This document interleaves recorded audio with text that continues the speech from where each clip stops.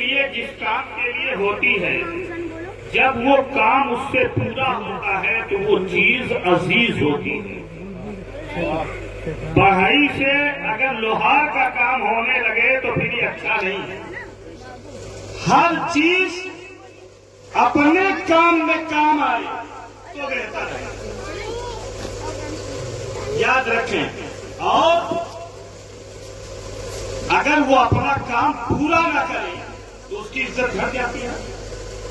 بہت سی مثالیں ہیں۔ مثال کے طور پہ یہ مائک ہے، موبائل ہے، یہ ایک مقصد کے لیے بنایا گیا۔ جب تک یہ مقصد پورا کر رہا ہے عزیز ہے، مقصد پورا نہیں کرتا ہے تو پھر اس کی عزت گھٹ جائے گا۔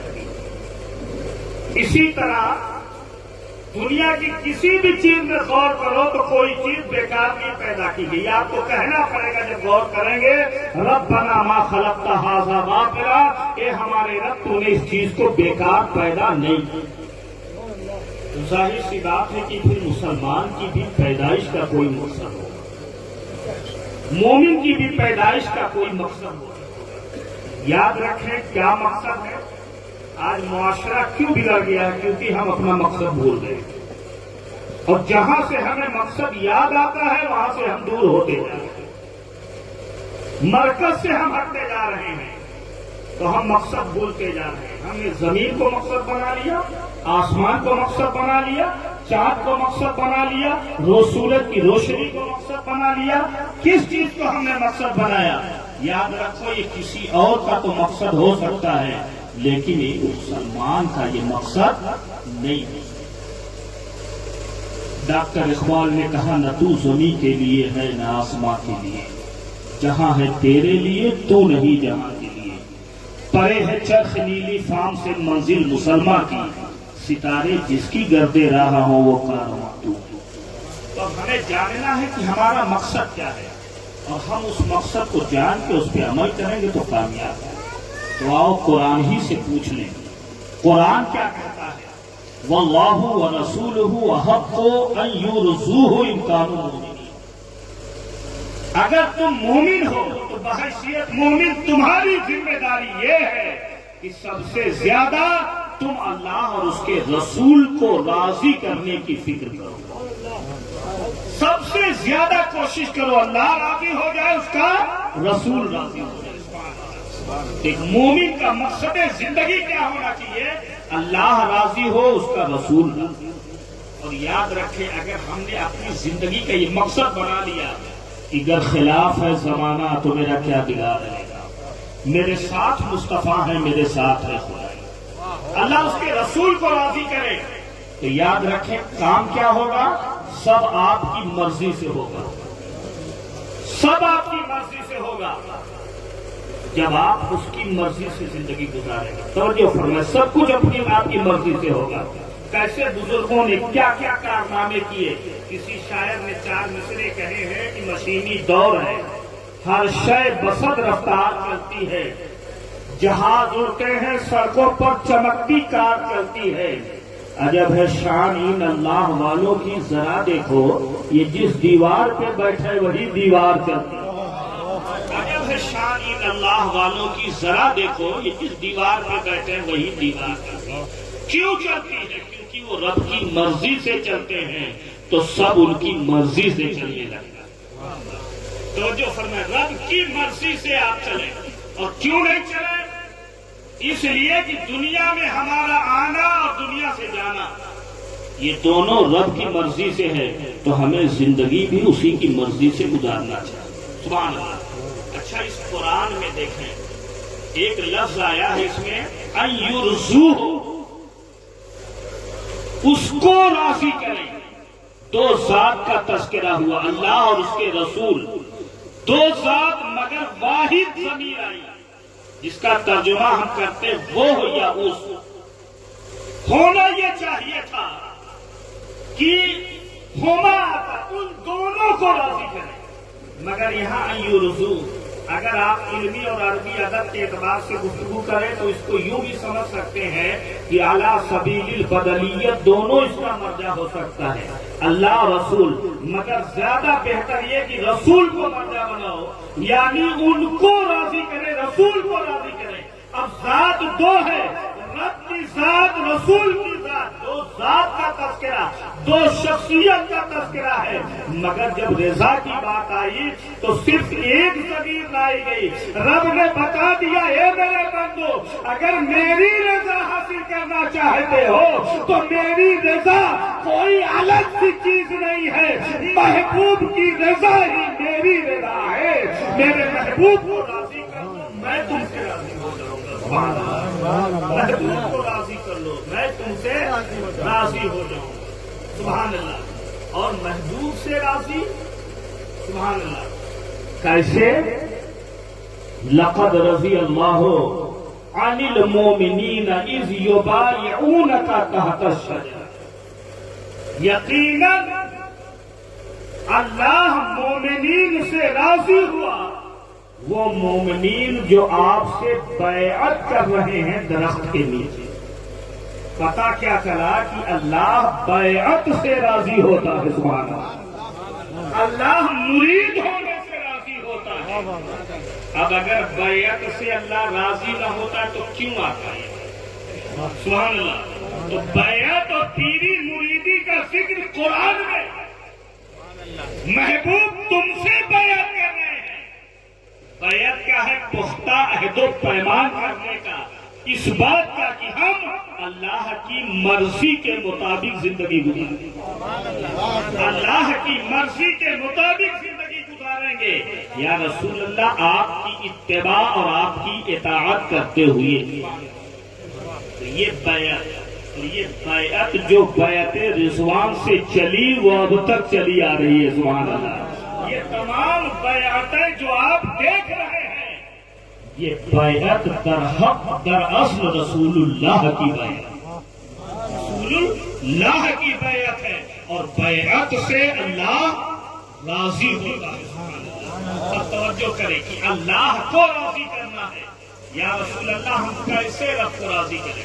تو بہت سے طریقے ہیں رب کے راضی کرنے کے، مگر ایک جملے میں بات ختم کر دی امام محمد الغزالی رحمۃ اللہ تعالی علیہ نے۔ احیاء العلوم جلد 4 633 پر انہوں نے تحریر کیا ہے۔ کہتے کیا ہے کہ اللہ کو راضی کرنا ہے تو تم رب سے راضی ہو جاؤ، سبحان اللہ، رب سے راضی ہو جاؤ۔ پیارے آقا صلی اللہ علیہ وسلم نے صحابہ سے پوچھا، امام غزالی نے اپنی کتاب میں لکھا اس بات کو کہ پوچھا یہ بتاؤ تم کون ہو؟ صحابہ نے کہا یا رسول اللہ ہم ایمان والے ہیں، ایماندار ہیں۔ کہا تمہارے ایمان کی علامت کیا ہے؟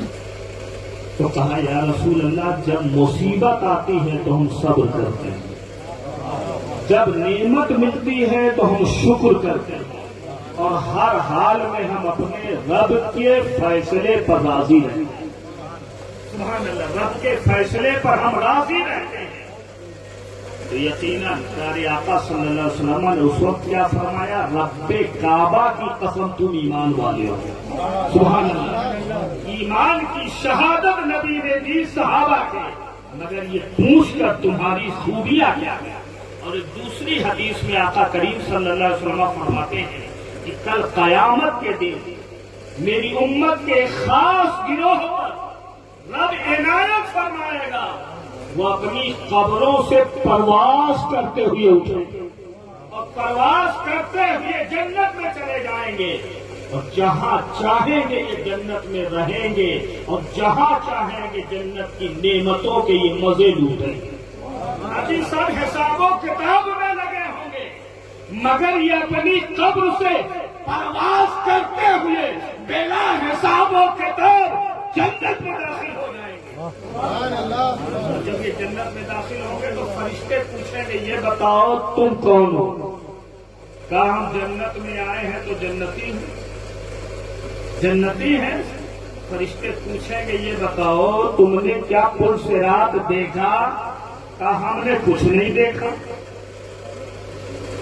کہا یہ بتاؤ کیا تم نے میزان عمل پہ عمل تولایا؟ بولے کچھ نہیں، ہم ڈائریکٹ آگے اٹھے ہوئے۔ کہا یہ بتاؤ تم ہو کون؟ کہا ہم پیارے آقا صلی اللہ علیہ وسلم کی امت ہے۔ کہا تم بھی امت ہو، وہ بھی امت ہے، جو حساب و کتاب کی منزلوں میں لگے ہوئے ہیں، ایک تم ہو کہ جنت میں پہنچ گئے، آخر تمہارا عمل کیا تھا؟ تو جانتے ہو پیارے آقا صلی اللہ علیہ وسلم فرماتے میری امت کے اس گروہ کا جواب ہوگا کہ ہم دنیا میں 2 طرح کا عمل کیا کرتے تھے۔ کہا بتاؤ کون کون سا عمل ہے؟ کہا ایک عمل تو یہ تھا کہ جب ہم تنہائی میں ہوتے تھے ہمیں کوئی نہیں دیکھتا تھا، جہاں کسی کیمرے کی بھی نظر نہیں پڑتی تھی، جب ہم ایسے گوشے تنہائی میں ہوتے تھے وہاں بھی ہم اپنے سینے میں رب کا خوف رکھتے ہوئے اس کی نافرمانی سے حیا کرتے تھے۔ ہم تنہائی میں بھی رب کی نافرمانی نہیں کرتے تھے۔ اور دوسری چیز یہ ہے کہ ہم اپنے رب کے فیصلے پہ راضی رہتے تھے، بھوکا رکھے تب بھی خوش ہے، اگر وہ کھانا کھلا دے تب بھی ہم خوش رہتے ہیں۔ تو سب فرشتے کہیں گے کہ یقیناً یہ 2 عمل ایسا عمل ہے کہ تم یقیناً جنت کے بغیر حساب و کتاب کے داخل ہونے کے حقدار۔ ایک بات اور سن لیں، حضرت موسیٰ علیہ السلام کا ایک واقعہ ذکر کیا گیا۔ وہ کہتے ہیں کہ موسیٰ علیہ السلام کے بارے میں بیان فرمایا امام غزالی رحمۃ اللہ علیہ کہتے ہیں کہ موسیٰ علیہ السلام رب سے کلام کرنے کوہ طور پہ جا رہے تھے۔ قوم نے کہا یہ بتائیں کہ اللہ نے ہمیں پیدا کیا، ہم اسے راضی کرنا چاہتے ہیں، یہ بتائیں پوچھ لیجیے گا رب سے کہ وہ راضی کس کام سے ہوگا۔ تو جب گئے موسیٰ علیہ السلام لوٹ کر کے آئے، قوم نے پوچھا ہماری بات پوچھا تھا؟ کہا ہاں پوچھا تھا۔ کہا جواب کیا دیا رب نے؟ کہا جواب یہ دیا ہے کہ میرے بندوں سے کہہ دو مجھ سے راضی ہو جائے میں ان سے راضی ہو جاؤں گا، وہ مجھ سے راضی ہو جائے میں ان سے راضی ہو جاؤں گا۔ یعنی جو میں نے انہیں نعمتیں دی ہیں اس کا شکوہ نہ کریں، اس کا شکر ادا کیا کریں، وہ میری دی ہوئی نعمتوں پہ شکر ادا کرتے رہیں۔ یاد رکھیں بہت سی دنیا میں ایسی چیزیں ہیں جسے ہم اچھی سمجھتے ہیں، جسے ہم بہتر سمجھتے ہیں، مگر وہ ہمارے حق میں بہتر نہیں ہوتی، اور جب وہ چیز ہمیں نہیں ملتی ہے تو ہمیں تکلیف ہوتی ہے۔ یاد رکھو سب کچھ رب کی طرف سے ہے، وہ جو ہمارے حق میں بہتر سمجھتا ہے وہ عطا کر دیتا ہے، جو اس نے ہمارے حق میں ماں باپ بہتر سمجھا وہ ماں باپ عطا کیا، جو بھائی بہتر سمجھا وہ بھائی عطا کیا، جو بیٹا بہتر سمجھا وہ بیٹا عطا کیا، جو پڑوسی بہتر سمجھا وہ پڑوسی بہتر عطا کیا، اور جو پیر بہتر سمجھا وہ پیر عطا کیا۔ اس کی نعرہ تکبیر، نعرہ رسالت، نعرہ رسالت، سید نور الحسن میاں صاحب قبلہ، سید مجیب الحسن میاں صاحب قبلہ، فیضان نوابی۔ ایک بہت بڑی ولیہ گزری ہے حضرت رابعہ بصریہ، حضرت سفیان ثوری کی بارگاہ میں بیٹھی ہوئی تھی۔ حضرت سفیان ثوری کچھ احباب اور اپنے ہمسروں کے ساتھ گفتگو کر رہے تھے، اسی درمیان ہاتھ اٹھا کے وہ دعا کرتے ہیں اے اللہ مجھ سے راضی ہو جا۔ ایک مرتبہ کہا حضرت رابعہ خاموش رہی، دوسری مرتبہ کہا خاموش رہی، جب تیسری مرتبہ کہا تو آپ کو جلال آ گیا اور کہنے لگی سفیان خاموش ہو جا، یہ کیسی بات کر رہا ہے؟ کہا بی بی بتاؤ خطا کیا ہوئی؟ کہا تو یہ کہتا ہے شرم نہیں آتی کہ رب تو مجھ سے راضی ہو جا، یہ بتا کہ تو کتنا رب سے راضی ہے، تو کتنا رب سے راضی ہے؟ تو کہا بی بی تم نے تو بڑی سچی بات کی، اللہ نے اتنی نعمتیں عطا کی ہیں مگر ہم راضی نہیں، ہم اپنے پڑوسی کو دیکھتے ہیں، فلاں کو دیکھتے ہیں، ہو سکتا ہے اللہ نے ہمیں 99 نعمتیں ایسی دی ہو جو ہمارے پڑوسی کو نہ دی ہو، تو اس کی ایک نعمت کو دیکھ کر کے کبھی حسد اور جلن نہیں کرنا چاہیے۔ کہا یہ سچ کہا، ہمیں اپنے رب کی عطاؤں پہ راضی رہنا چاہیے، شکوے نہیں کرنا چاہیے۔ مگر یہ بی بی یہ تم بتا دو رابعہ کہ یہ بندے کو کیسے معلوم ہو کہ یہ بندہ رب سے راضی ہے؟ تو کہا میں طریقہ بتا دیتی ہوں کہ جب مصیبت آئے تو مصیبت آنے پر بھی وہ اتنا ہی خوش رہے جتنا کہ نعمت ملنے پر وہ خوش ہوا کرتا ہے۔ بندہ اپنے رب کی رضا پہ راضی ہے، یہ مجبوری نہیں ہوتی ہے خاموشی۔ کچھ لوگ خاموشی کو کیا کہتے ہیں؟ مجبوری سمجھتے ہیں۔ میاں ہم اس لیے صبر کرتے ہیں، برداشت کرتے ہیں کیوں؟ رب کی مرضی یہی ہے، ورنہ کس کی حیثیت ہے جو ہمیں آنکھ دکھا؟ کون ہے جو ہمیں آنکھ دکھا؟ مرضی اس کی ہے، سبحان اللہ، مرضی اس کی ہے۔ اور ایک بات دیکھیں، صبر اور ہے اور عجز اور ہے۔ کچھ لوگ کیا کرتے ہیں کہ اگر کسی نے ایک تماچا مار دیا نا تو مارنے کی جب طاقت نہیں رکھتے ہیں تو کہتے کیا ہے؟ ہم نے صبر کر لیا۔ دسیوں گالی دی اور پھر کہہ رہا صبر کر لیا۔ یہ صبر نہیں، یہ تو مارنے کی طاقت نہیں رکھتا تھا، مجبوراً تجھے خاموش ہونا تھا، بدلہ لینے گھر تک چڑھ کے بدلہ لیا۔ تو یہ عجز ہے، صبر نہیں۔ صبر یہ ہے کہ پاور بھی ہو مگر بدلہ نہ لیا جائے، معاف کر دیا جائے، تو یہ صبر ہے۔ اور یاد رکھیں یہ چیز مجبور نہ سمجھا جائے۔ حضرت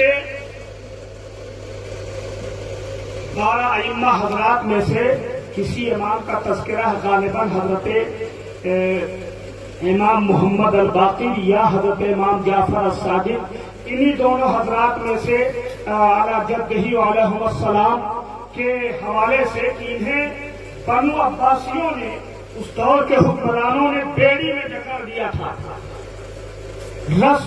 لوہے کی زنجیروں میں جکڑ دیا ہاتھ اور پیر کو، سخت شدت سے تکلیف محسوس ہو رہی تھی۔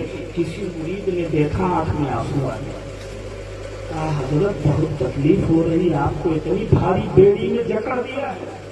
انہوں نے اللہ کہا، بیڑیاں چھٹک گئی، اور کہا تم یہ سمجھتے ہو بیڑیوں نے ہمیں قید کر رکھا ہے؟ نہیں، رب کی رضا نے ہمیں قید کر رکھا ہے، ورنہ ان بیڑیوں کی حیثیت نہیں ہے جو ہمیں گرفتار کر۔ کربلا کے میدان میں راضی پر رضا تھا، سب کچھ قربان کر دیا مگر اف نہ کیا، کیونکہ رب کی رضا یہی تھی، ورنہ 22,000 کے لیے تنہا حضرت علی اصغر علی جدہ علیہ السلام کا ایک اشارہ ہی تھا، مگر وہاں رب کی رضا پہ راضی رہنا تھا، اور مقام رضا پر فائز ہو کے یہ بتانا تھا کہ دیکھو ایسے ہوتے ہیں رب کی رضا پہ راضی۔ حضرت ابراہیم علیہ السلام کو آگ میں ڈالا جانے لگا، حضرت جبریل امین نے کہا ابراہیم بتاؤ کوئی پیغام پہنچانا، کہا تم سے جانتا ہے وہ میرا رب جلیل کس حال میں ہے اس کا خلیل، میں تم سے کہوں تو یہ محبت اور رضا کے خلاف ہے، میرا رب جانتا ہے۔ اور جب رب کی رضا پہ راضی رہے تو اسی نار نمرود کو اللہ نے گلزار بنا دیا۔ تو حضرت رابعہ بصریہ کہتے تم رب کی رضا پہ راضی ہو، یہ طریقہ انہوں نے بتا دیا کہ نعمت جنت، نعمت ملنے پر جتنے خوش ہوتے ہو تمہیں مصیبت آنے پہ خوشی، بس 2-4 منٹ اور آپ سن لیں، مجھے بھی بول دو سبحان اللہ۔ اللہ کو راضی کیسے کریں؟ ایک بات اور سمجھ لیجیے مسلمان، حضرت رابعہ بصریہ کیا کہتی ہیں؟ ایک مرتبہ ایک ہاتھ میں آگ لے کے چلی، ایک ہاتھ میں پانی، بڑے جلال میں۔ کسی نے پوچھا بی بی کہاں جا رہی ہو؟ کہاں جا رہی ہوں؟ اس آگ سے جنت کو جلا دوں گی اور اس پانی سے جہنم بجھا دوں۔ کہا کیوں؟ کہا تاکہ مولوی جنت کی لالچ میں دے دے کے نمازی نہ بنے، جہنم سے ڈرا ڈرا کے عبادت نہ کرائے۔ کوئی بھی مومن اب عبادت کرے نہ جنت رہے نہ جہنم، یہ ان کا مقام تھا جو وہ کرنے چلی تھی۔ انہوں نے کہا تاکہ کوئی بھی بندہ نہ جنت کی لالچ میں رب کی عبادت کرے نہ جہنم کے ڈر سے عبادت کرے، اگر عبادت کرے تو اپنے رب کی رضا کے لیے عبادت کرے، اور اس لیے مگر معاشرہ بگڑ گیا، ماحول بگڑ گیا، لڑکے آوارہ ہوتے جا رہے ہیں۔ وجہ کیا ہے؟ اللہ نے مخلوق کی ہدایت کے لیے، معاشرہ کو درست کرنے کے لیے ہر دور میں 2 چیزیں بھیجی، ایک چیز کتاب رہی اور ایک چیز کتاب کے پڑھانے والے معلم۔ ہمیشہ سے کتاب بھی اتری اور معلم کتاب بھی اترے، دونوں آتے رہے، اور وہ انبیاء مرسلین علیہ الصلوۃ والتسلیم کی ذوات قدسیہ۔ جب ماحول اور معاشرہ بگڑا آ کر وہ اصلاح کر دیا کرتے تھے۔ ہمارے نبی صلی اللہ علیہ وسلم वसल्लम का जब दौरे पाक आया, आप तशरीफ लाए, तो आलम ये हुआ कि जहां तारीख था, जुल्मत कदा था, सख्त काला था, कोई पर्दे से क्या निकला कि घर घर में उजाला था। जहां जुल्म जबर का माहौल था, वहां अखुवत मोहब्बत का दर्स प्यारे आका सल्लल्लाहु अलैहि वसल्लम ने दिया। पस्ती में रहने वाले इंसानों को और ये सुरैया पर पहुंचा दिया, और कहने वाले ने कहा एक अरब ने आदमी का बोलबाला कर दिया, खाक के जर्रों को हम दोषों सुरैया कर दिया, खुद न थे जो राह पर औरों के आदि बन गए। क्या नजर थी जिसने मुर्दों को मसीहा प्यारे आका सल्लल्लाहु अलैहि वसल्लम पर दरवाज़े नबूवत बंद कर दिया गया, मगर क़यामत तक की नस्ल इंसानी की हिदायत के लिए। और जब जब इंसानी मुआशरे में बिगाड़ पैदा हो तो उसकी इस्लाह के लिए प्यारे आका सल्लल्लाहु अलैहि वसल्लम की औलादें काम आ रही हैं, उलमा काम आ रहे हैं, अइम्मा काम आ रहे हैं, सूफिया काम आ रहे हैं, बुजुर्गाने दीन। इनका काम ही क्या है? सिर्फ एक काम। क्या जरूरत है इन्हें आपके नजरानों की? क्या दे सकते हो? इतना भी अपनी छोकरों में रखा है। सिर्फ एक मकसद है कि इनके आबा और अजदाद से इन्हें मिला है, वो यही मकसद, मेरी जिंदगी का मकसद तेरे दी की सरफराजी, मैं इसीलिए मुसलमान, मैं इसीलिए। पहले जो मुआशरे दुरुस्त हो जाते थे, क्योंकि पीर हजरात से निस्बत होती थी, बुजुर्गों से ताल्लुक होता था, अक्सर आना जाना मज़ारात मुक़द्दसा पर हुआ करता था, मगर अब इंसान के नफ्स को, अपने इंसान को ऐसा अंधा बनाया, कुछ पढ़े लिखे जाहिर मौलवियों ने बहकाया, और कुछ अक्ल के मारे मजहबी तालीम के दिलदादों ने इससे दूरी इख्तियार की। तो हाल ये है कि आधार कार्ड के तो मुसलमान रह गए, मदीने के रजिस्टर के मुसलमान नहीं रह गए। मदीने के रजिस्टर का मुसलमान होना है तो इन बुजुर्गों के कदमों में आकर के इनके शजरे बैत में अपना नाम दर्ज कराना होगा, तब जाकर के मदीने के रजिस्टर में आपका दाखिला होगा। क्योंकि इस दरवाजे से आपको वही तालीम दी जाएगी जिससे अल्लाह भी राजी हो जाए, रसूलुल्लाह भी राजी। सुभान अल्लाह, सुभान अल्लाह। बेशक बेशक। और के पीर हजरात जितने हैं, बड़े फख्र से कहता हूँ, अगर कोई पूछे कि मियां नूर को कहां से इजाजत और खिलाफत मिली है, तो कह देना खुले आम चैलेंज के साथ कहता, अगर कोई देखना भी चाहे तो आओ, मैं 27 साल हो गया मुझे दरसगाह में पढ़ाते हुए। अल्हम्दुलिल्लाह बुखारी, मुस्लिम, बैजावी जैसी बड़ी किताबें पढ़ाता हूं, रब का फजल है। और इन हजरात की दुआओं का नतीजा है इस बारगाह का। जब से यहाँ से जुड़ा हूँ, बेपनाह फैज मिला और मिल रहा है। नूर मियां साहब किबला की शख्सियत क्या है? बड़ी अहम शख्सियत है। अगर आप नहीं जुड़े हैं कहीं, आओ जुड़ जाओ, फिर आपको महसूस होगा। नगहते अंजुमन शाह नूरुल हसन, जीनते अंजुमन शाह नूरुल हसन, निकहते पंजतन शाह नूरुल हसन, नाज जिन पे करें सारे अहले सुखन, है वो नूरुल हसन, है वो नूरुल हसन। आपकी शख्सियत क्या है? सुभान अल्लाह।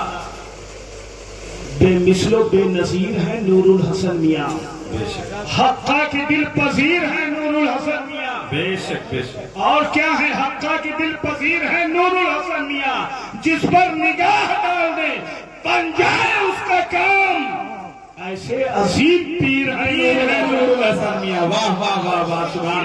नारे तकबीर, नारे रिसालत, सैयद नूरुल हसन मियां साहब किबला।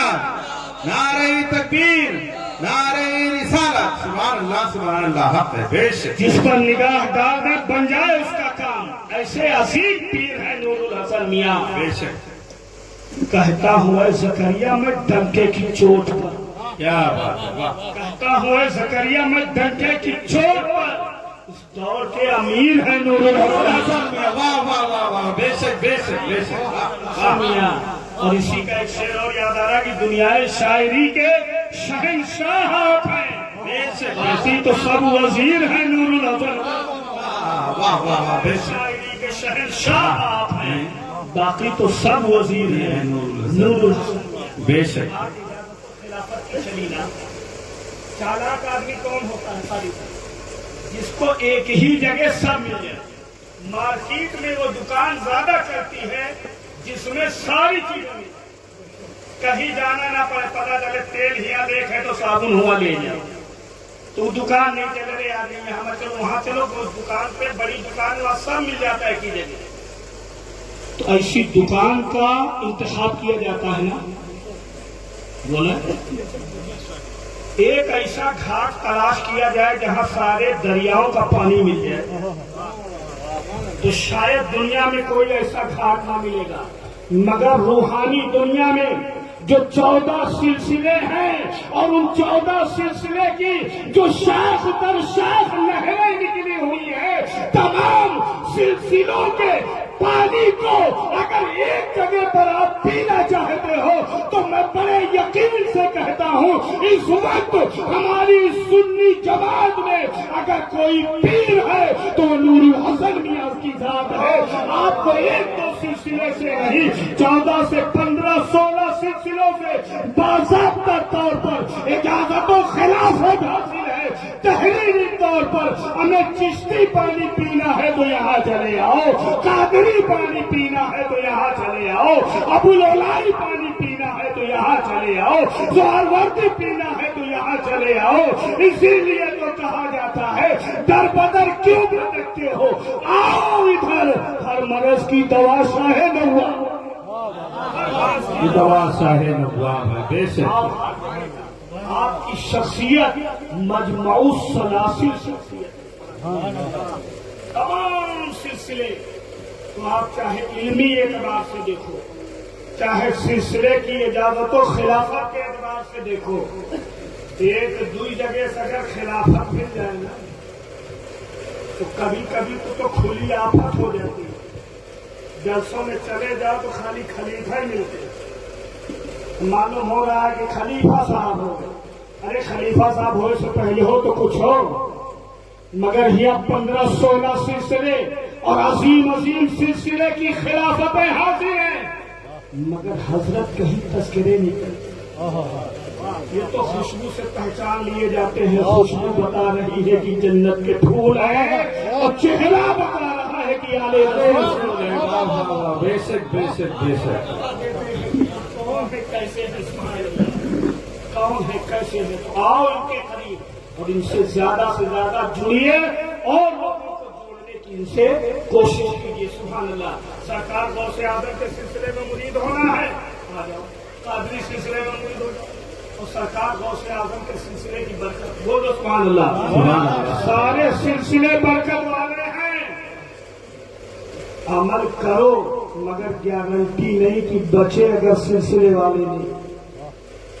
حضرت نجم الدین کبریٰ علیہ رحمت و رضوان کا اگر کرم نہ ہوتا تو راضی جیسے عالم کا ایمان خطرے میں پڑ گیا، مگر اس نسبت نے بچا دیا، بول دو سبحان اللہ۔ نسبت پیر وہ کام آتی ہے، سبحان اللہ۔ اور سرکار غوث اعظم رضی اللہ تعالیٰ عنہ کی نسبت کے بارے میں نے کیا کہا، سبحان اللہ، باضابطہ طور پر وہاں کے سجادہ نشین نے تحریری طور پر آپ کو اجازت و خلافت ادا کی، یقیناً۔ اور سرکار غوث اعظم سبحان اللہ شان کیا ہے، کسی نے کہا، پیر صاحب نے اس دور کے کسی حضرت نے کہا، حضرت میرا مرید اگر گناہ کر لیتا ہے تو یا تو وہ 3 دن میں توبہ کر لیتا نہیں تو مر جاتا، کہ بھئی یہ تمہارا معاملہ ہے، توبہ کرا کے مارو یا بنا توبہ کے۔ کہا آپ کا کیا حال ہے، کہا ہم تو مرنے ہی نہیں دیتے جب تک توبہ نہیں کرا لے، سبحان اللہ سبحان ہم اللہ۔ تو مرنے ہی نہیں دیتے جب تک توبہ نہیں کرا لیتے۔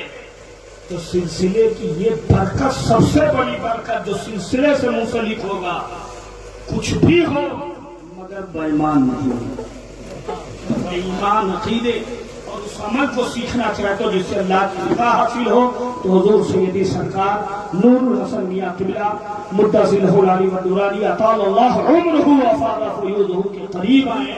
اللہ تعالی ہم سب کو اس در سے جڑنے کی اور ان سے سچی عقیدت اور محبت رکھنے کی توفیق عطا فرمائے۔ وما توفیقی الا باللہ۔ السلام علیکم ورحمۃ اللہ وبرکاتہ۔